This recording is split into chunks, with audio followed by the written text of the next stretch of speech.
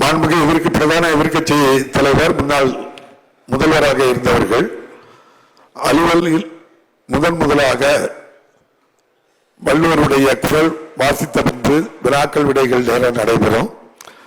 அந்த நேரம் முடிந்ததும் சீராவரியிலே பேசலாம். அது மட்டுமல்ல, அவர்கள் மட்டுமல்ல, இங்கு எல்லா மாமன்ற உறுப்பினர்கள் எல்லா கட்சியைச் சேர்ந்தவர்களும் கள்ளக்குறிச்சி அந்த சம்பவம் குறித்து எல்லோருமே கவன ஈர்ப்பு தீர்மானம் விதி 55 கீழ் தந்திருக்கின்றார்கள்.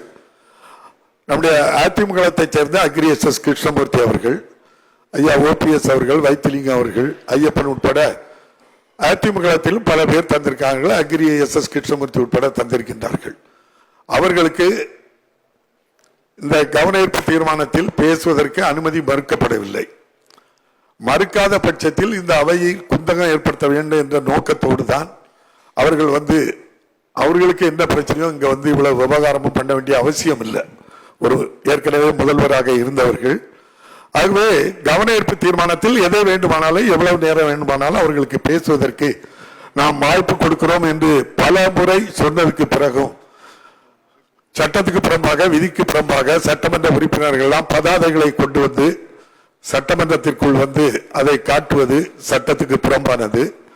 முதல் நாள் அன்று இப்படிப்பட்ட அனுமதி இல்லாமல் இவ்வாறு அவர்கள் செயல்படுவது நம்முடைய அவை முன்னவர் சொன்னது போன்று மிக மிக வருத்தத்தக்கக்கூடிய ஒரு விஷயம். ஆகவே இந்த சம்பவம் குறித்து பேசுவதற்கு வாய்ப்பு இருக்கின்றது. இந்த அளவில் அவர்கள் இந்த அவையினுடைய மாண்பு ஜனநாயகத்துக்கு விரோதமாக நடைபெற்ற காரணத்தினால் நம்முடைய அவை முன்னவருடைய கோரிக்கை ஏற்று இன்று ஒரு நாள் மட்டும் அவர்கள் அவை நடவடிக்கைகளில் கலந்து கொள்ளக்கூடாது என்று வெளியேற்றப்பட்டிருக்கின்றார்கள் என்பதை மன்றத்திற்கு தெரிவித்துக் கொண்டு வினாக்கள் விடைகள், அதுபோல் நம்முடைய அதிமுக உறுப்பினர்கள் பிரதான எதிர்க்கட்சி உறுப்பினர்கள் எல்லாம் பேசிய வார்த்தைகள் எதுவும் அவை குறிப்பில் இடம்பெறாது. செய்திகளை உடனுக்குடனும் துல்லியமாகவும் தெரிந்து கொள்ள சப்ஸ்கிரைப் பண்ணுங்க.